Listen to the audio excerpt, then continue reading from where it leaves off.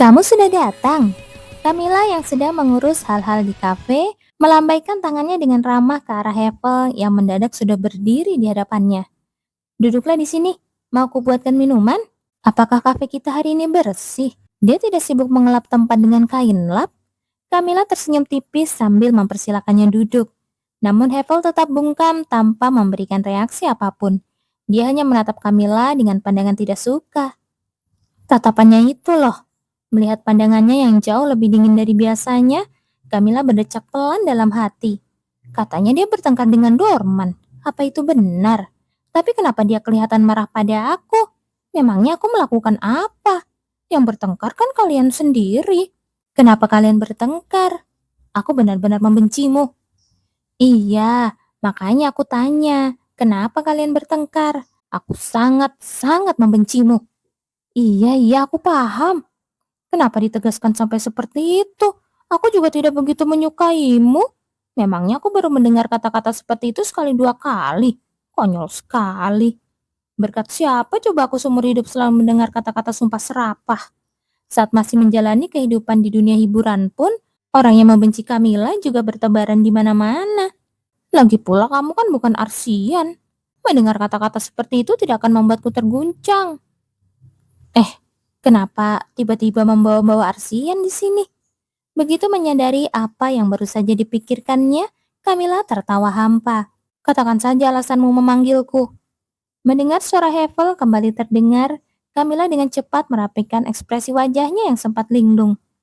Katanya benci, tapi dipanggil tetap datang juga ya.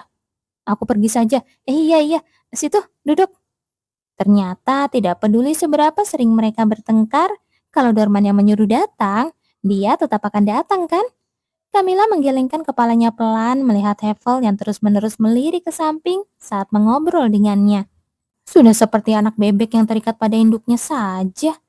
Di tempat yang dilirik Hevel, ada Dorman yang sedang membantu melayani pelanggan. Kalau mau baikan, pergi saja sapa dia di sana. Kenapa kalian bertengkar? Camilla kembali mengajukan pertanyaan yang sama. Padahal saat ditanya pada Dorman, dia cuma tertawa saja. Makin dipikirkan, tidak ada alasan yang membuat mereka berdua bisa bertengkar. Hevel itu tipe orang yang kalau disuruh mati oleh Dorman, dia tidak cuma berpura-pura, melainkan benar-benar akan melakukannya tanpa ragu sedikit pun dalam 1 detik. Lihat saja sekarang. Lihat penampilannya yang serba salah dan selalu mencuri-curi pandang ke arah Dorman. Mana mungkin bisa bertengkar kalau begitu? Tidak pernah ada hal seperti itu. Dorman bilang kalian bertengkar kok. Ya, kami bertengkar. Barusan kamu bilang tidak pernah bertengkar. Kalau Tuan Dorman bilang bertengkar berarti memang begitu. Iya deh. Sudahlah, tidak usah bicara dengannya lagi. Sambil menggelengkan kepalanya pelan, Camilla memutuskan untuk segera menyelesaikan urusannya memanggil pria itu. Di istana kekaisaran ada jiwa yang telah mengambil alih tubuh permaisuri Javiella. Aku ingin tahu nama asli dari jiwa yang menguasai tubuh itu. Camilla menceritakan situasi yang diketahuinya secara lebih terperinci. Alasan dia memanggil pria itu hari ini adalah untuk hal ini. Dia harus mencari tahu nama asli jiwa yang menguasai tubuh permaisuri Javiella. Dan jika itu Hevel, bukankah dia pasti bisa melakukannya? Aku akan mencari tahu dan memberitahumu nanti. Proses untuk memberitahu penanggung jawab dan mengurus kembalinya jiwa tersebut membutuhkan prosedur yang cukup rumit. Aku mohon secepat mungkin ya. Meski begitu, karena dia telah memberitahu lokasi pasti jiwa yang melarikan diri itu, Hevel bilang dia bisa mengetahui lebih cepat dari perkiraan. Tapi entah kapan tepatnya itu akan terwujud. Kalau sudah tahu nama aslinya, bagaimana jika dia menerikan nama itu di hadapan orang banyak? Apakah permaisuri Javiella juga akan membusuk dan musnah seperti saat insiden Rania? Atau bukan begitu? Bagaimana jika tidak semua jiwa seperti itu? Kalau sampai begitu, tentu akan merepotkan. Malahan, orang-orang bisa saja salah paham dan mengira dialah yang menggunakan cara aneh untuk menghabisi sang permaisuri. Apakah jawabannya memang hanya cermin kebenaran? Ngomong-ngomong, mumpung sedang bertemu Hevel, Camilla memutuskan untuk menanyakan hal lain yang belakangan ini terus membuat kepalanya pening. Karena dia adalah sesosok malaikat maut yang telah lama melintasi berbagai masa di dunia ini, mungkin saja ada sesuatu yang dia ketahui. Kamu tahu tentang cermin kebenaran? Pada saat itu juga terdengar suara benda pecah. Suara apa itu? Saat menoleh, serpihan cangkir yang pecah tampak berserakan di berbagai sudut lantai. Sosok yang berdiri tepat di tengah-tengah serpihan itu tidak lain adalah Dorman.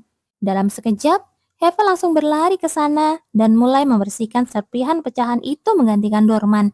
Bagaimanapun, kalau sudah menyangkut Dorman, gerakannya selalu secepat kilat. Mohon maaf, Anda tidak ada yang terluka kan? Iya, saya tidak apa-apa. Dorman menundukkan kepala dengan sangat sopan kepada para pelanggan yang duduk di sekitar cangkir pecah tersebut. Sebagai permohonan maaf, saya akan membawakan beberapa makaron secara gratis. Wah, terima kasih banyak. Lihat anak itu, dia melempar senyuman manis begitu saja agar pelanggan tidak bisa marah. Dan gratis atas izin siapa? Semua itu akan kupotong dari gajimu. Tapi ada yang aneh. Dia bukan tipe orang yang bakal melakukan kecerobohan sekonyol itu. Berbeda dari penampilannya sehari-hari yang terkesan agak ceroboh, refleks tubuhnya sebenarnya sangat luar biasa. Pernah suatu kali dia menangkap garpu yang tidak sengaja dijatuhkan Camilla dengan sangat cepat. Bahkan ketika ada tamu berkunjung ke rumah, Camilla sering melihatnya membawakan puluhan cangkir sekaligus secara alami.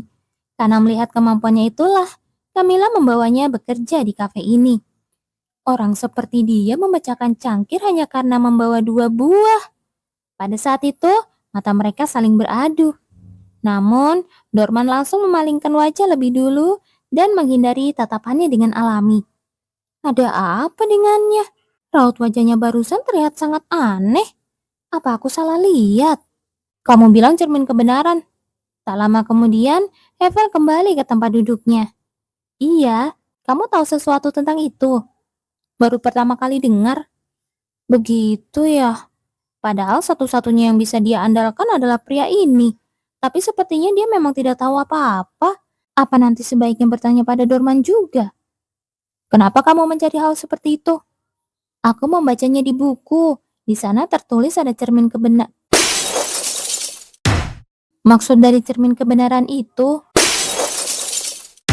cermin. Kamu kalau mau memecahkan piring sekali lagi, jangan harap dapat gaji sepeser pun bulan ini.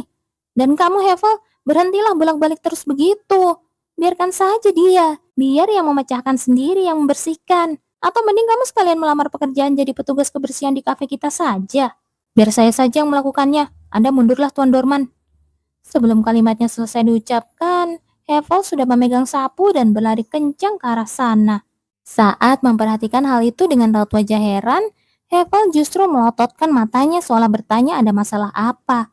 Camilla pun hanya bisa menggelengkan kepala pelan. Ngomong-ngomong, kenapa dia mendadak bertingkah seperti itu? Camilla menatap tajam ke arah Dorman yang melakukan kesalahan berulang-ulang. Minumlah tehnya. Iya, hari ini Anda sudah bekerja keras. Iya, kamu bekerja keras memecahkan piring dan aku bekerja keras membereskannya. Piring yang kupecahkan kan semuanya dibereskan oleh Hevel. Gajimu bulan ini dipotong setengah. Kok potong setengah itu terlalu tega? Camilla menatap Dorman yang memasang raut wajah sedih tanpa mengucapkan sepatah kata pun untuk beberapa saat. Memasang ekspresi seperti itu tidak akan membuat masalah ini berlalu begitu saja. Kamu itu ya, kamu tahu sesuatu tentang cermin kebenaran kan? Saya? Jangan coba-coba mengelak. Apa kamu pikir aku bodoh? Sikapmu tadi benar-benar sangat mencurigakan. Kamu sengaja begitu supaya aku menyadarinya kan? Ada apa sebenarnya? Kenapa kamu terus-menerus menunjukkan reaksi seperti itu setiap kali hal itu disebut?